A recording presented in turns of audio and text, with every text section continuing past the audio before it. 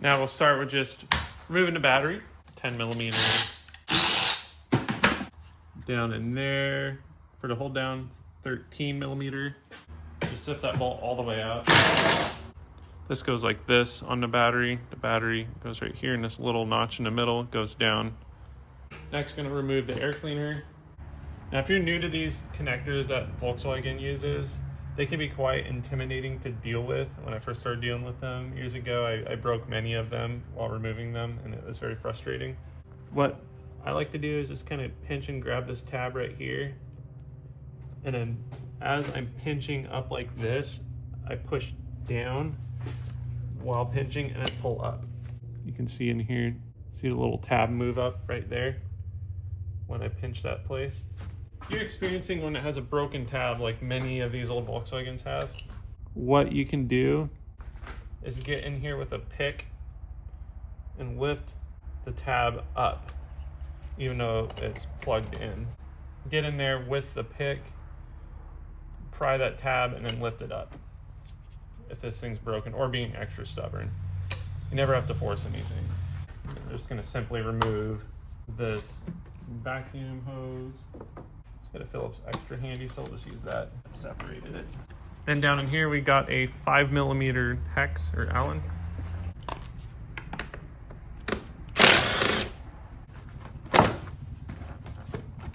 And then down here we have like a intake air heater hose coming from a exhaust shroud. Just pull that off, tuck it out of the way, and then pull back the turbo inlet off the mass airflow sensor. And what we were popping the intake box off of was in fact these little rubber snap grommet deals. They just pop down on these pins on the battery tray here. When I put these together, I just like to put like a little bit of like grease or silicone or something on it, just so they come off easier. Some cars are stubborn and you'll actually break these pins off when you're removing it, and it's like inevitable and it sucks. Kitty, kitty. Now this is out of the way. The next thing we're gonna do is remove the battery tray. 3 10mm bolts, pretty simple. 1, 2, 3. 1, 2, 3. Let me just kind of finagle this bad boy out of here. Wow, now we have all this beautiful access to the top of the transmission. Just gonna slip that off for simplicity. Next, we're going to remove the starter. All right, the starters are a little funky on these to see what you're doing. They have this like rubber boot covering them in some cases. Just kind of pull that back. And then as we see right here, we got, ooh, another fun Volkswagen clip. But this one has a red piece. I wonder what that's about. Yeah, that red piece is just a locking tab. We want to get that moved back so that way we can squish the tab, because that keeps us from releasing our locking tab. I'm just going to stick a pig in here. A pig. And pigs. And I'm going to push this tab back. Booyah. And then I'm going to try and pinch it. I think this is going to be one of those cases where it's rather, oh, there we go. There's a little, so it's pick time. Aha, see what I did there? I just kind of lifted it up. Then just pops right off. Really easy. These connectors are great. We don't have to be scared of them anymore. Do the reverse light switch. Connector. Gonna do the starter power wire nut. 13 millimeter. Another 13 millimeter.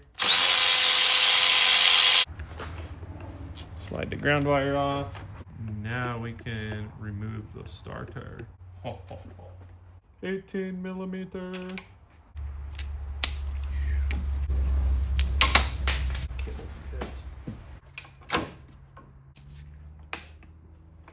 I need a little more room for the bottom one. Bottom one, we can't really see what's going on.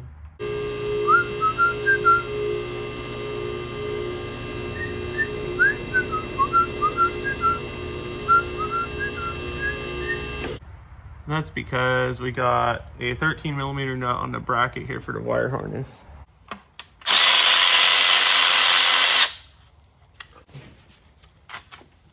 Now we have access to that bottom 18mm bolt.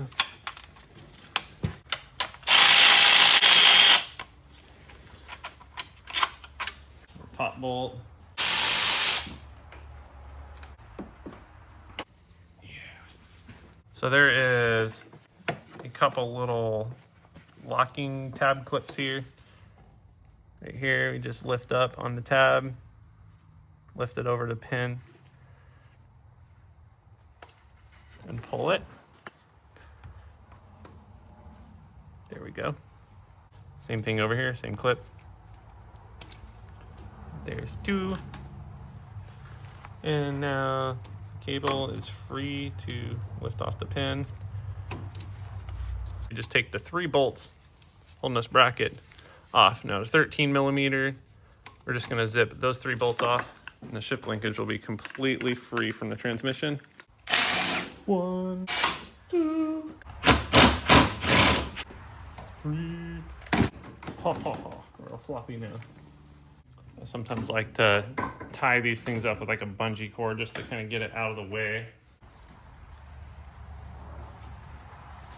Now we have the clutch slave cylinder and the bolt for the bracket on the clutch slave cylinder right there. All 3 of those are 13mm.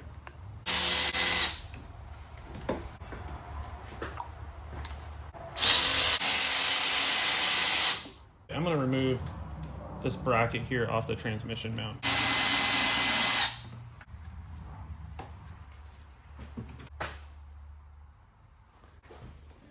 There we go. Now the slave is totally free. What we now have left to remove under the hood is the bell housing bolts. We have one right there, another right there, that makes 2. And then we also have our transmission mount, but we're going to save that for later. Because if we let go of that, everything's going to drop and it's going to be a really, really sad day.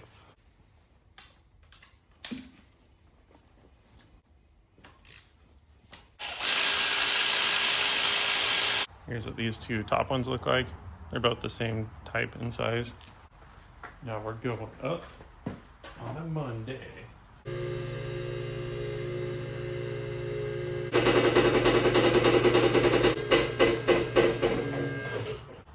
We're going to be removing the CD axle on the driver's side. Start with removing the wheel. Careful with the last one.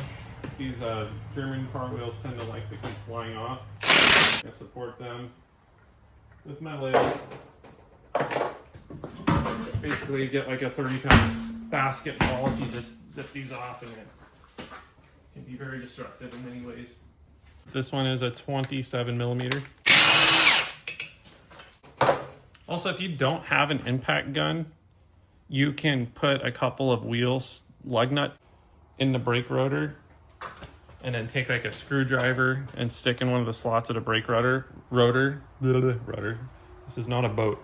And when you turn it, it will stop against like the caliper. But if you do that, just a word of caution, remove the little screws if it has any holding the brake rotor to the hub, because as that rotates under the torque, you can snap the screw off if it's not totally backed by the lug bolt.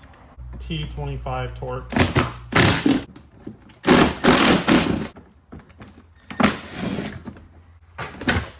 Here we're getting to a wonderful place. The reason my least favorite part of removing Volkswagen transmissions is their axle bolts, but it's not that bad. These do require a special tool called a triple square. It is a 8mm. You can get a set like this on Amazon. They're pretty cheap, like 20 bucks. You can get a full set. Also, if you cannot wait for something to come in the mail, you can buy these sets at a parts store. Just about any parts store has these triple square bits handy. Now the whole goal of this is to make sure the bolts all come out. So I like to slip the tool in place, and then I'm going to strike it with a hammer to do 2 things. One, to kind of help dislodge any debris and just get the tool fully seated, and 2, the shock of the bolt head being hit will also help loosen it. Yeah, as I hit it, I felt a little bit of give. You can like feel the tool sink into the bolt. Loosen it.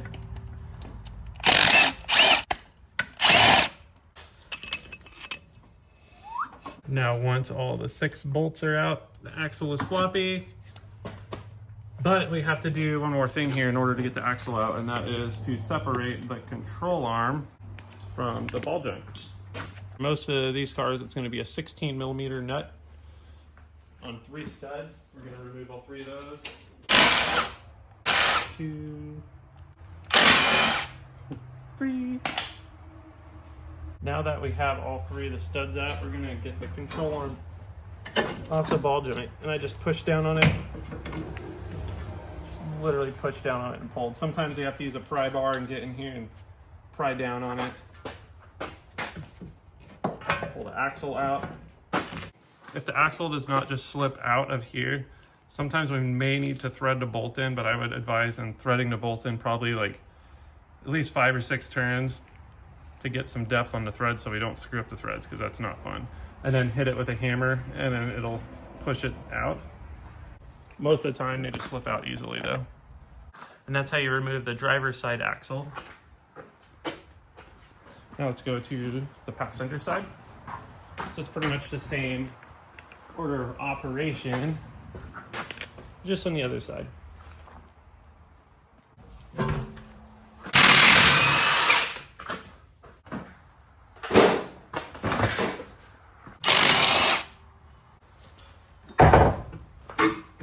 Push the axle out of the hub.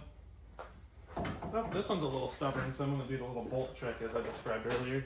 Tap it. Support the axle so it doesn't just come flying out of there like a missile. Our passenger axle is free. Free to go, bud. What we have up next here is the dog bone mount. It's like a torsional rotation mount.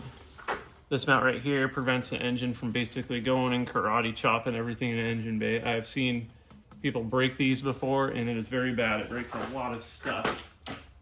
So make sure that is always secured tightly.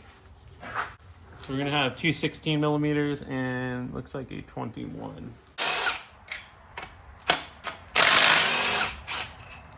See here, we got a long bolt and a short bolt.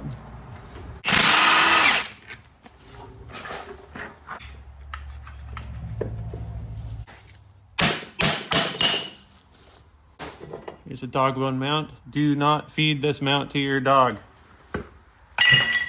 Take off the lower bell housing bolts, but we are going to leave the top bell housing bolt on the back side in place. That will be adequate to hold it, but I'm warning you, leave that one bolt on or else this transmission may just come flying out of here, and that is very sketchy.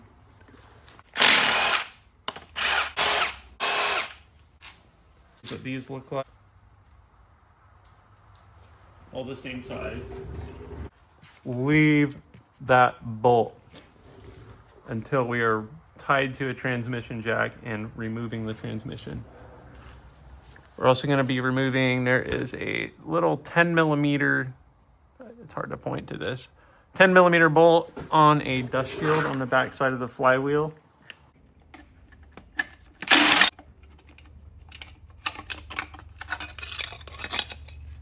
Here's what that plate looks like. And the little 10mm bolt, so cute. So what we got here is an engine support brace. You can get these from Harbor Freight or like Amazon. Definitely recommend one of these. It supports your engine while the transmission is off. And you just want to kind of center it across the inside of your fenders here and get the hook pretty even with the loop on the engine that is meant for lifting. So right here we have just like a 13mm nut and bolt for like an engine cover we're going to remove to gain access to that loop, and then we'll put a chain on it.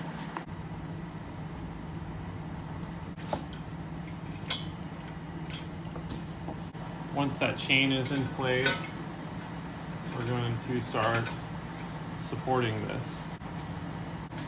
Now you can typically tell when it starts feeling supported by how hard you're pulling on this. You'll feel that it starts getting harder, and then you'll notice that the engine will start lifting up a little bit.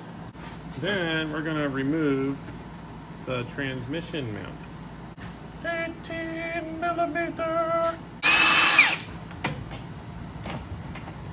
See, the support brace is playing an awesome role because now the bolts are out of the transmission mount, and normally it would just sag and fall to the ground. After getting these top bolts off, this leaves us with 3 more bolts that are horizontal into the transmission. To get to those, we're going to begin lowering the transmission with the support brace, because right now the engine's sitting so high up that we do not have access to reach those bolts. Stir. And now that we're lowered quite a bit here, we now have access to the bolts. 16mm.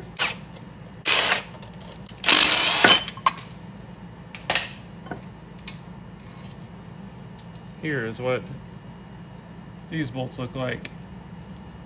All the same. And so now we are only left with that one transmission bolt on the back side there. One bell housing bolt. We take that one single bolt off and that transmission is adios. And right here, have a Harbor Freight transmission jack. These are readily available. You can walk in the store and get one. I think they're like a couple $100 or so. They typically have some caster wheels on the bottom here. It keeps it low and it's a little more wobbly feeling. I didn't like that. I have a lift also, so I opted to screw it to this wooden cart. This thing's pretty sturdy with bigger caster wheels, and I've lifted like 500-pound plus transmissions on this thing for like trucks on it, and it has done great. So just a neat little idea. Shim a block of wood in here. My goal is to keep the transmission as parallel to the jack as possible, and it's kind of awkward because Volkswagen does weird stuff like request a special transmission jack adapter with these 3 pins that fit in very specific holes on the transmission case to support a transmission and remove it, and like nobody has one of those, so you have to get a little bit intuitive.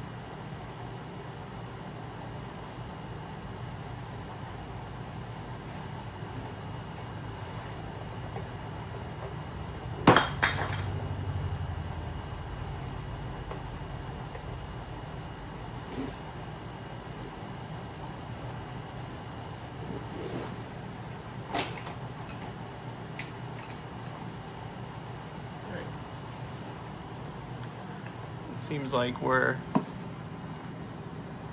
on here decently. Oh, I got grease all over that screen. Let me use my shirt. Oh, my woman's gonna kick my butt for doing this. Now we're gonna strap it on.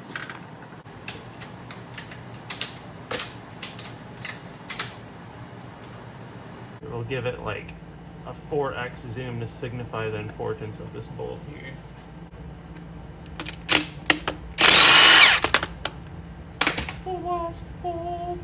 I like to just get in here and just kind of give it a little bit of a help. Look at that. Oh, this is beautiful. I'm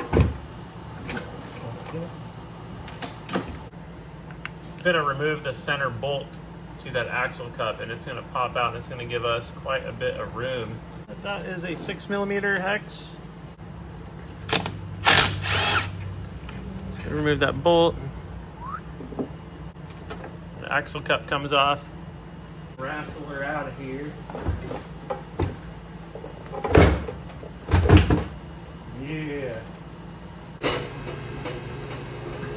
La la la.